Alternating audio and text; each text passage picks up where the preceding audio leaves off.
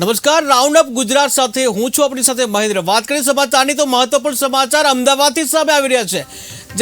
જ્યાં ગુજરાત યુનિવર્સિટીમાં ઘર્ષણનો મામલો ક્રાઇમ બ્રાન્ચે બે લોકોની કરી અટકાયત। જ્યાં હિતેશ મેવાડા અને ભરત પટેલની અટકાયત કરવામાં આવી છે।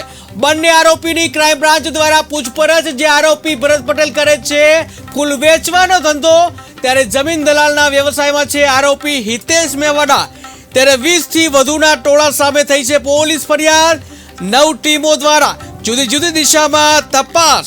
તો મહત્વપૂર્ણ સમાચાર અમદાવાદથી સામે આવી રહ્યા છે કે જ્યાં અમદાવાદ ગુજરાત યુનિવર્સિટીમાં ઘર્ષણનો મામલો સામે આવ્યો છે કે જ્યાં ક્રાઇમ બ્રાન્ચે બે લોકોની અટકાયત કરી છે। ત્યારે હિતેશ મેવાડા અને ભરત પટેલની અટકાયત કરવામાં આવી છે। ત્યારે બંને આરોપીની ક્રાઇમ બ્રાન્ચ દ્વારા પૂછપરછ કરવામાં આવી। જે આરોપી ભરત પટેલ કરે છે ફૂલ વેચવાનો ધંધો, ત્યારે જમીન દલાલના વ્યવસાયમાં છે આરોપી હિતેશ મેવાડા કે જ્યાં 20 થી વધુના ટોળા સામે થઈ છે પોલીસ ફરિયાદ। ત્યારે 9 ટીમો દ્વારા જુદી જુદી દિશામાં પોલીસ તપાસ।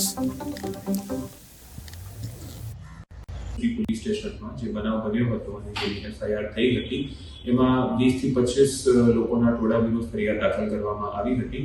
એ આરોપીઓને પકડવા માટે જુદી જુદી 9 ટીમોની રચના કરવામાં આવી હતી। 5 ટીમો ઝોન ડીસીપી હેઠળ અને 4 ટીમો ક્રાઇમ બ્રાન્ચની કામમાં લાગી હતી।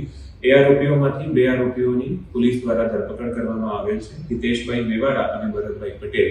અને બાકીના આરોપીઓ માટે અત્યારે પોલીસની શોધખોળ જે ચાલુ છે, ટેકનિકલ સર્વેલન્સ અને